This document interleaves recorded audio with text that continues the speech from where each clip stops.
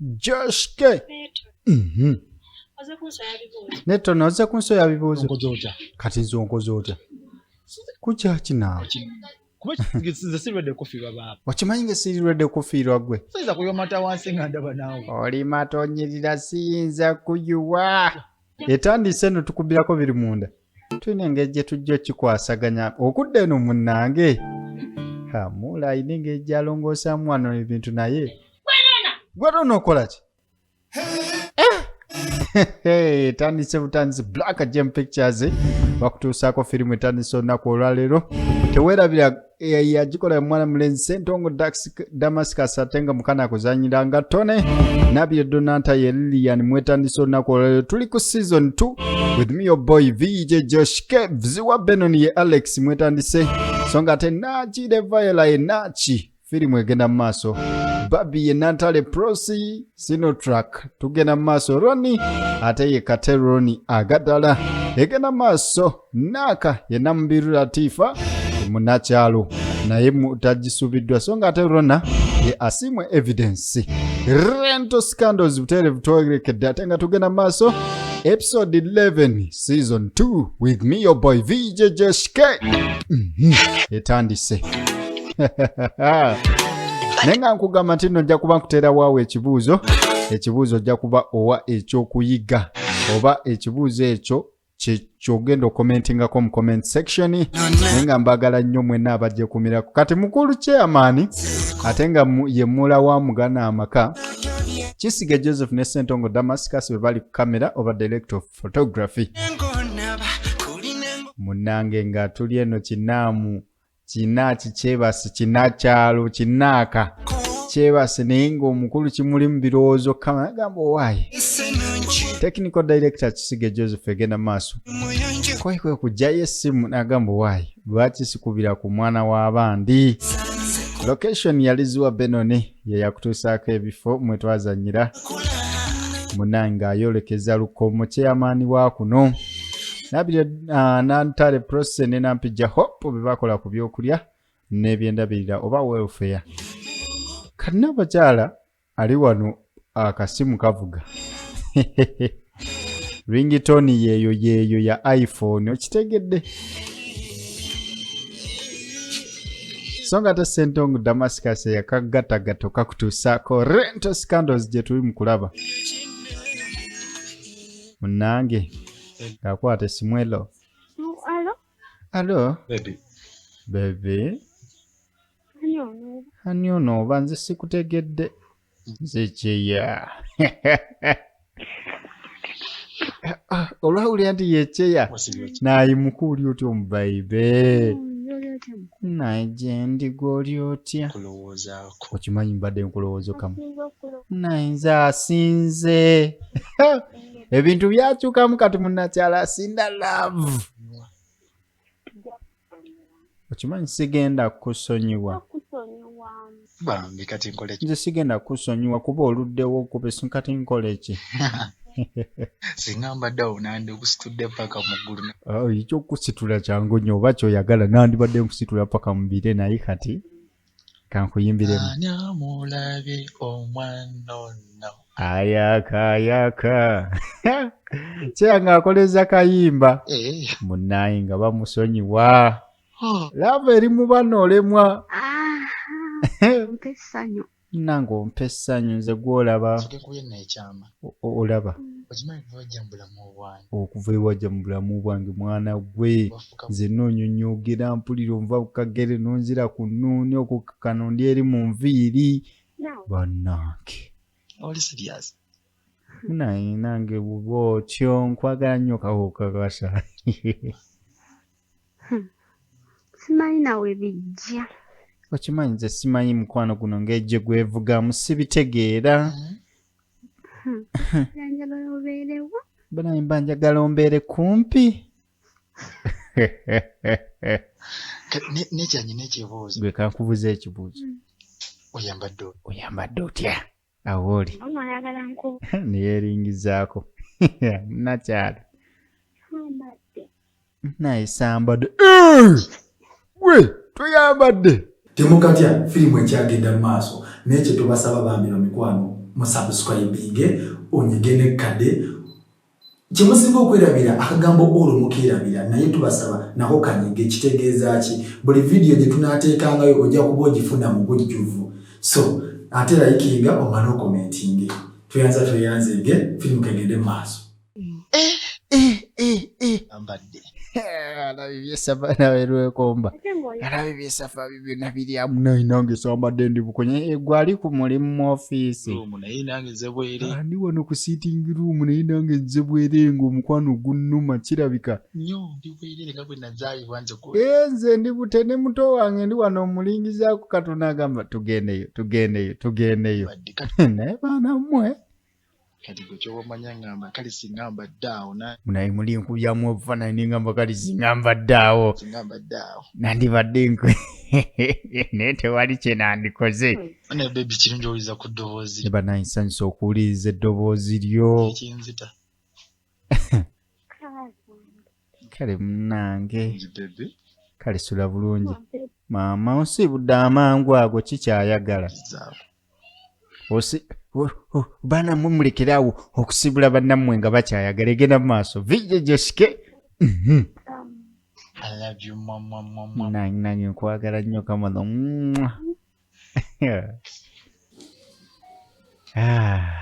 kyawulira essanyu kinnakataala kino ekiwulira essanyu bambi bwawo nno kale omuntu yeebako bannaye emirembe kubanga munnaye omulangira waakuli amukubiddeko ka midnight call kabayisa batya bannaye abagulimu omukwano ka midnight call ako ebiseera nga mwakeefunaawo mwekubira amasimu agatakya naye mwana tu ekiseera ekiyita oba biki ebibangawo bannange abali bogerera essaawa okukakkana nga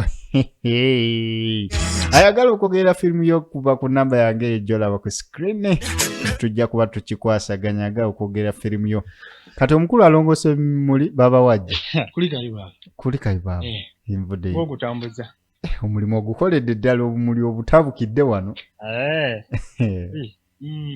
kyambadde moments of love njoga nti esinga otegeera omukwano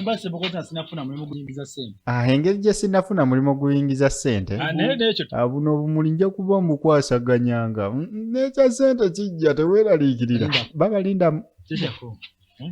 kati nze abadde abuuza baba nze abadde agamba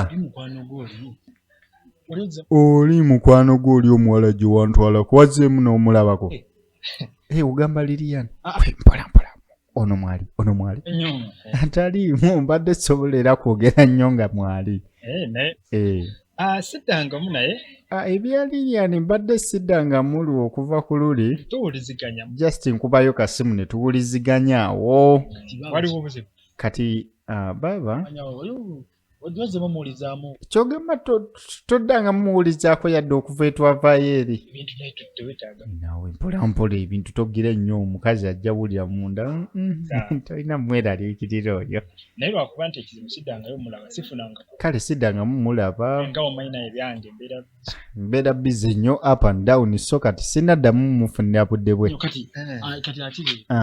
kati leero olina puroguramu egendayo leero wembalabalamu wano okusinziira ku ndaba nga program zange ziri fixed sigenda gendayo naye nga kyemanyi nja kwogerako naye gwe tomwerakiza ffe nja kwogera naye kagaapu konna mbanja nkuwerekere andi mbanjagala nkuwerekere aje simadde manyi oba kiki olina kyobaza just nkube ku kido kati nansogera n'embaguye ebyo mbere kireera esaawo nze ebyokunywa mbireete nga mweyagale nyambe ensonga dontiisiza gamanyi engeri waliwo ebiri kumbe kiyisaawo byakyo amanyi wayinza okuba nga wali budde wakabi naye mbadde mmanyi waliyo ebigenda mu maaso eyo jjukira omukulu baamusuubiza omwana ow'obulenzi era baamugamba olubuto lulwe kati abadde alowooza waliyo akabi konna alanaye sinotulaka yaffe erabye bano abazadde n'okuzaala bano banaatulabawo wano ye baana mmwe kati nye kibazamu baba agenzi ganji baddaye menyeka kino obumuli kino kisi oba bakiyita kyani banaye munyambe oba bagiyita badizo badizo erabika ekozesebwa mu kulaawa nyigantula okitegedde kati munaye okuddako erirya gyali ate munaye abaamalayo be bali embuto za kuno bakeera mu njala kwerongoosaako balina buzibu ki kati senkulu ng'afulumamuko wano yeroni mwetandise munnange ng'ajja alabike ng'anyiga akakomo kana naye ebintu by'okunyiga olukomo wano ng'omulyango muggulu omukyala mwali munda koti kusooka kuzzaawo si kulwanga emboozi zirumika nga gavumenti ewuliriza ebyama bya kuno n'abasajja ddala gigi temumatira sino traka yeekuumye ddala gigi temwesonyiwa bwenzi olukomo ng'alwolekeza akubira mwana muwala Lilian essanyu limutta aha hello baby Okay, how naye ndi okay ate gwe oli otya eyo How is my son? andi bulungi omutabani ali atya oba bagenze dda mu kika ne balaga nti bali ku mutabanyi omuyaye ye afunye omusiko wange ali akyali bulungi munnange Nkubidde kubuuzaako munnange. just mbadde nkubidde kubuuzaako manyi omutima guli wano wadde gunnuma ebitagambika Pregnancy. ate okuva luli ewampa amawulire g'olubuto mbeera nkweraliikirako nnyo Njagala nkulabe ng'oli bulungi. just njagala obeere ng'oli musanyufu Because engeri gye ndi nti siri eyo. ate yes kuli kumpi awo Musajja oyo alabirira atya. simanyi oba oyo musanji munnange atalina kiddako akulabirira ati muleke era munnange agezaako Yambeko. naye mbadde njawo okufunira maidi ojja okuyambika wakoleko emirimu be chili fine? oleete maidi mu maka gano Bags. Chili fine. abasajja mpiso teyeesigamwa waayereka Oze omwana. ebyo yabyogera mu mutima munaye kiri fayini tekyetaagisa emirimu mitono no just mbadde saagala tuuka kaaluka n'ennyungu omulangira ali muli naye akusamba bo obuteketeke Badde nina kentegeka yaawo mu maaso. waliwo n'ekirala kyekutegekedde yaawo mu maaso Yes, I'm free. Okay. onaaba free ku Saturday no Thing for you. Nga ndowooza njagala kutwalako somewhere tuse. njagala just nkutwaleko out to celebrate ng'ensonga z'omulangira Just know that you're soon making me a father. kubanga ekyamazima naatera ofuuka taata nange nno naawe Kala. era ddala gukusaana kubanga munaye gw'oba obikola naawe okolera ng'osinziira ddala So, oyo oyagala kubeera taata bannaage omuyaaye abeera bize nnyo na siriasi nnyo wali ayagala kubeera taata tulabe. weewaacha wewe egenda mu maaso Rento Scandals ekitundu tuli ku kya 11 episode 11 People. tuli ku season 2 ona kinaasoboka ddala tunaagenda Nemba kaŋŋambe oba nkyogere ntya olaba nga n'omulwadde ali ku point. ona nemba n'omulwadde ali ku point I just know z'oŋŋambira gwe nze woŋŋambire oyo owakiri muleka n'afa tambulirawo. omulwadde waffe ye Alex Fine. wakiri bamuleka n'afa naye n'agenda ewa Uncle Money Kagira. ne bana balenzi mukole ku ssente zino engeri gye zigonzaamu obulamu bwa kuba ate ssente zino ejja batwala mu geyeena kuba abaana engeri gye bayiikayiika nga bagonzegonzaawo lekamu akasala ekkubo Kale mukwano ne. munaayi ng'amusiibula ku ssimu Manji. bulaavu nga bufuuka bulaavu bukiisi bugoodbye wakubayo ku lukomaawo nawulira nga alingiza ku sinotwakasi kulwanga emugwamu Lilian yateeba alina olubuto abasajja babiri bonna baalukkiriza dda oli waleeta omunaanansi n'akakomando Rolex oli ng'aleeta ebyo kati tuba tuli awo senkulu ng'ajja jjukira avuddeyo eri busupiidi n'ajja ewa Lilian n'abantu bano balina engeri gye bakonkona ew'omusajja mujooga bantu mwe mujooga nkiddamu ogw'omukaaga mujooga kijabu n'ekikonkona ssebo Lilian so gye mwana Lilian najja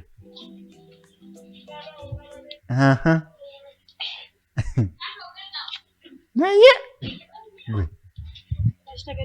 era nsitegedde ogenda kujja nze nkulabye ag'amaaso banga ddene bano bamanyi baalabagana dda ebbanga ddene so babadde beebuzeeko ekiseera kubanga wokisitegeera waliwo ebitagatta mwana Liri kiki story si surprise nnyo okusanga wano okimanyi nga kyaba surprise nze okusanga wano nange bwentyo nyabo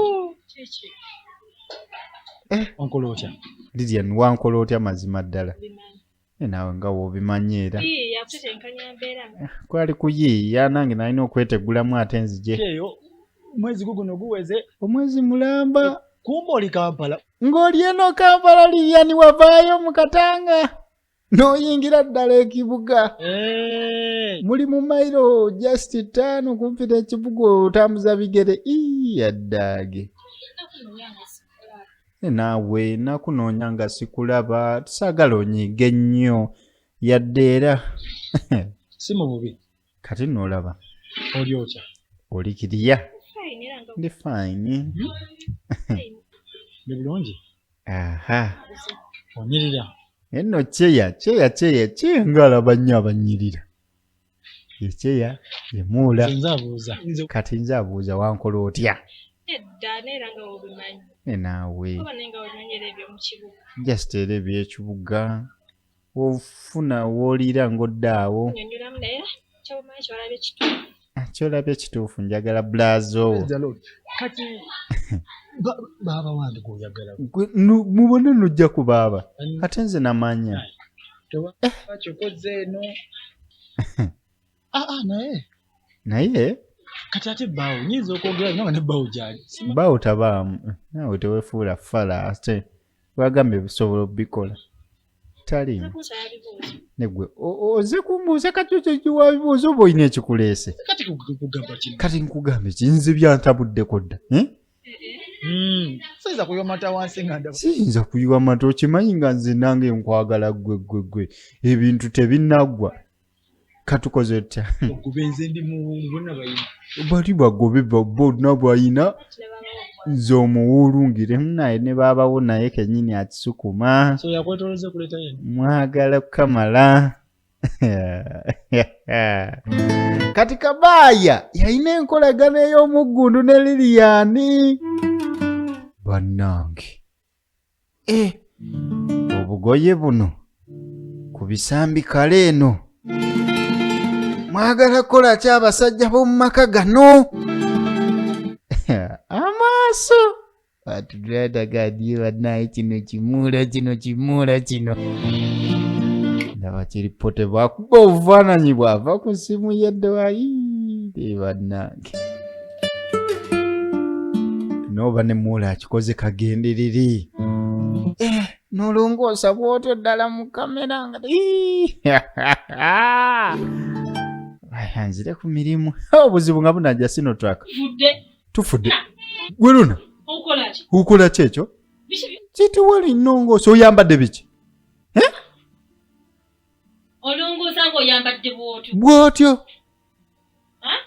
gwe mu maaso ga bba wange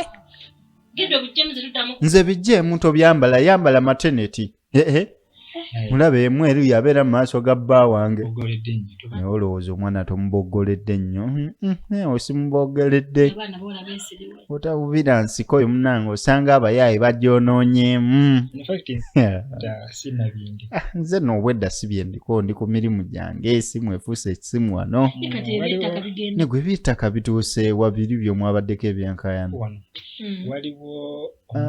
just waliwo enkayana entonotono nga omanyi eby'ettaka n'amunyonyolamu ekibuuzo kyange kiri nti okuuma otya bbaawo obutayenda okuuma otya bbaawo oba omwagalwawo obutayenda kintere mu comment section. VJ Joshke Rental Scandals episode 11 munaye mbadde wano nsibye nkuloozaako nzenga jasera nawe umanyi kati njagala genda kuwummulamuko omuyaya alina engeri gye yeepena sino track naye ebyo ebyabayaye b'ettaka mbadde saagala ate nabyo bikutwala ennyo ebirowoozo bingi nze wendi nja kuba nkubudaabuda bijja kugwa will be here for you for budilication kangende nfune kacaayi kubanga munnange bambi kikazi kyatu kimanyi okulabirira omwagalwa kimanyi okulabirira omusajja naye omusajja sibyaliwo omusajja alina amaaso biki ebyaddirira beerako ate subscribe ngo liking ngo commenting akatundu ake 12 kagenda kubanga kajja naye nga VJ Joshke wendi nnyo nkugambye ekibuzo kyange kibadde nti kiki ky'osobola okukola okunyweza omwagalwawo n'atayenda VJ Joshke Joshke munnange bwetyo weebadde tusisinkane mu kitundu ekye12 Black Gem Pictures teweerabira okusaagubula blastinga toseka naawe nno nkakuwamu ne kagaana Joshke